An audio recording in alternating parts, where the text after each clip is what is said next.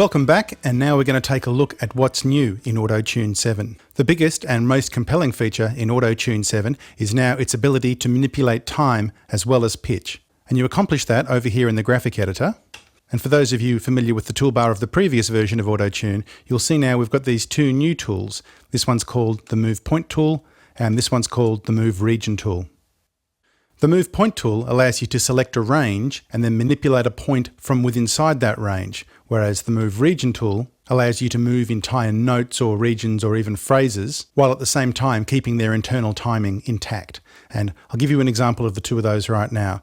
Now, we've got a demo file here of a female vocal. Now, this is taken straight off the Antares disc that comes with Auto-Tune, and it's also available as a download from the website. So what you'll hear is a female vocal and then a shadow track which will be lower, and that's the timing reference we're trying to get to. So you'll hear that the top track is not quite in time in a few spots. So I'm going to come down here to the track, pitch and time button. So I'll click this on now and you'll see it's flashing red and blue, and we'll go. Time, oh, time is an illusion. To feel okay with all of our delusions. Okay, so the first thing we're going to look at is that first word time comes in early and finishes early, so it's ahead of the beat the whole time. So what I'll do is come down here and hold my mouse here, and you can see that it turns into a zooming tool. So I'll just click over that front word, zoom into there, and that's where it is. Now I'm going to use the Move Region tool for this, which is this last tool here. And it's a very intuitive three-step process the way this tool works. When I come down into the waveform area now, you'll see that I've got an I-beam, as if I'd just chosen the I-beam tool here. But in this case, it's an I-beam for the first step of the process. So it wants me to lay out the playing field that we're going to be moving the note between.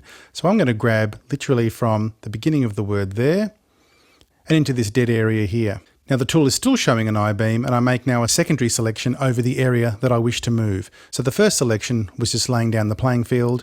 Now I'm going to drag from here to there. And now the cursor has turned into this new icon, denoting the fact that I'm about to move the region. So I can just literally pick it up, and as you can see, I can slide it within those boundaries that I've set. So I'll put it about there, and let's have a listen now. Time. No, it's still too early, so I'll take it a bit later. Time. Getting closer a bit more. Time. Bang on.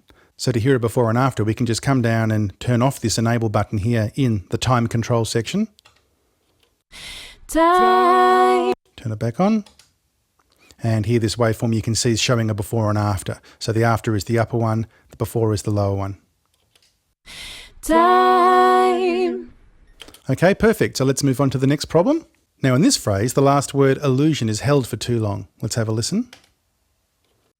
Oh, time is an illusion.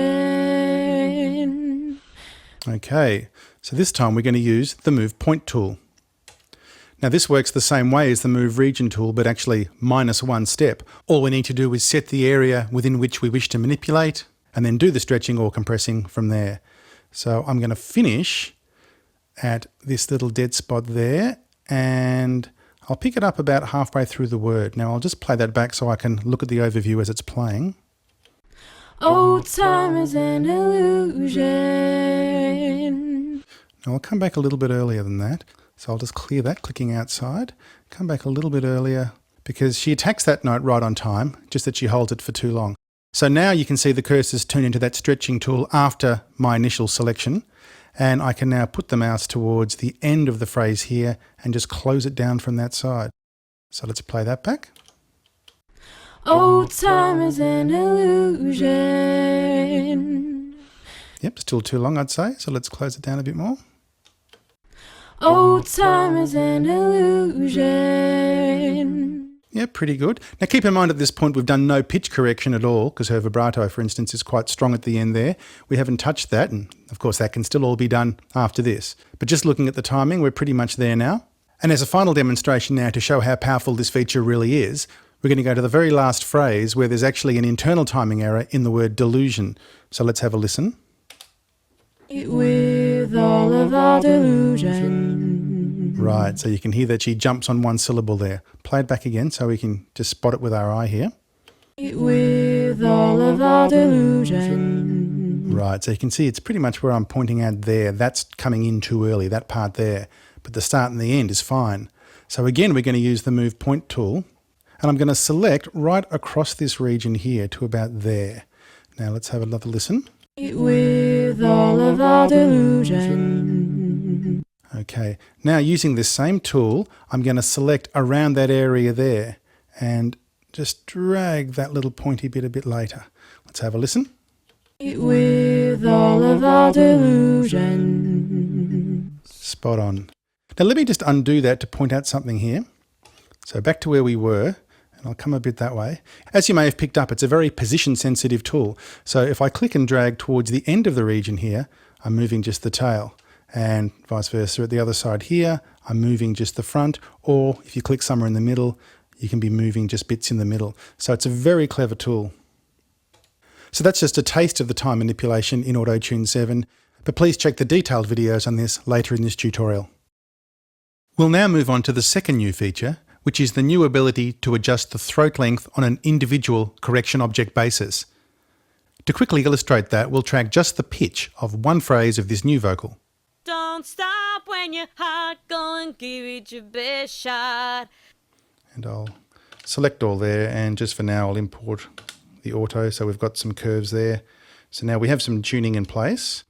And now down here we've actually got the throat length adjust control, which works on an object by object basis. And in a bizarre example here, what I'll do is I'll grab that first object and I'll make the throat length all the way to -50.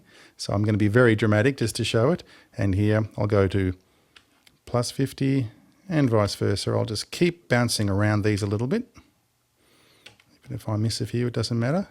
So just to show that it can actually be independent of each object. And up we go. And format has to be selected, and it is there, so that's fine. So now have a listen. Don't stop when your heart going, give it your best shot. So there we go, totally independent of each other. Another new feature is the ability to record MIDI note information in graphical mode. And these controls down here are going to help us with that later.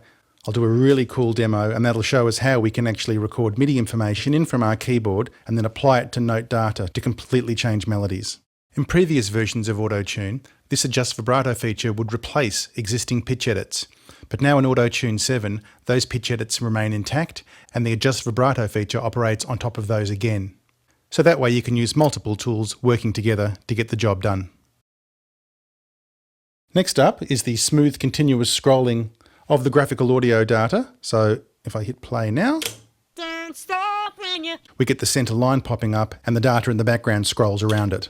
don't stop when your heart going, give it your best shot. With our nice little throat demo in the background there. Now, as you can see, this amplitude waveform envelope in the background is ever present once we've tracked data. And that's great for a number of reasons. Firstly, it helps with edits. So just back here, you can see exactly what you're editing on. When we're doing our time compression expansion type edits, it's easy to bracket over the exact waveform start and stop points. So very handy for that. It's also handy for troubleshooting. If, for instance, you've got a problem and audio is not coming out, you can at least see here that Auto-Tune does or does not have data there in its buffer ready to go. As I mentioned in the previous video, the graphical timeline now can display as bars and beats, as well as just time. So down here with this option, we click over to bars and beats, and this information is derived from your host. So that location information is handed right over, and your main workstation and Auto-Tune are in parity with each other in terms of location points. Next up, there's now an increased vertical zoom range in graphical mode, and that gets right down literally to 1 cent per pixel. So we can zoom right in here, and it's pretty crazy. So if you want to get down and really tune something, so we can literally get right down here and move things in a very small boundary. I mean, look at that. That's 100 cents from there to there. So the finest of fine tuning is available if you need it. And lastly now, we can display the cursor's position in time, which is really handy. So down here, there's a little cursor time position readout. So wherever we put the cursor, we get that readout, which is handy if you're zoomed in very close like we are now, or you get lost for some other reason. You can always wave your mouse around, have a look down there and get an idea of where you actually are. So they're the new features that are in Auto-Tune 7. But now please join me for the rest of the tutorial when we take a really deep look at all the features of the plugin. See you next time.